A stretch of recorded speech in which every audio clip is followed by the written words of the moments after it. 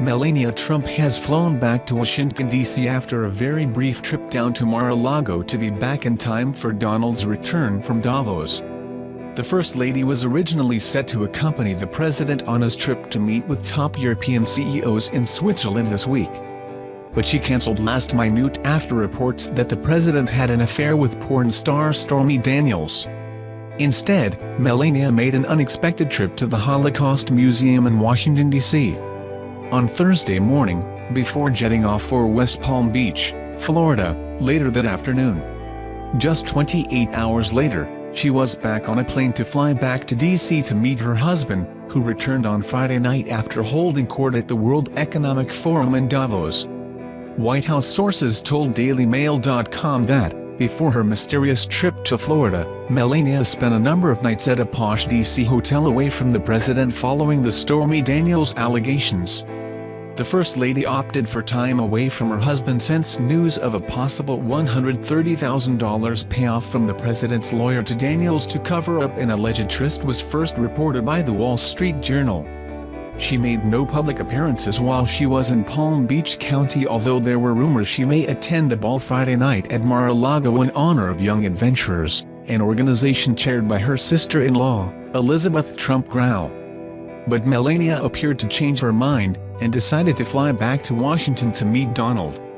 Security detail with the Palm Beach County Sheriff's Office and federal agents were spotted at the private terminal at Palm Beach International Airport that Air Force One uses at around 5:30 p.m. Terry W. Bamar, president of Young Adventurers, told the Palm Beach Post they believed the First Lady would attend their dinner on Friday night. However, they were told she had left Palm Beach at the last minute to meet Trump in Washington upon his return from Switzerland. He landed in D.C. at around 7 p.m. on Friday. When he landed, he boasted to a waiting pool of reporters outside the White House that he'd had a very successful trip. "Our country's doing great. A lot of money is coming into our country. We have many people from Davos bringing their money over here," he said. Trump's visit included meetings with world leaders, a dinner with European business leaders and a speech promoting investment in the U.S. He returns amid swirling questions about reports that he ordered White House lawyer Don McGahn to fire special counsel Robert Mueller last June. Meanwhile, East Wing Communications Director Stephanie Grisham confirmed to DailyMail.com that the First Lady's decision to forego the trip to Davos was based on scheduling and logistical issues, as CNN reported. Grisham had said the First Lady had intended to go to Davos as a show of support for her husband, who will deliver a speech at the forum.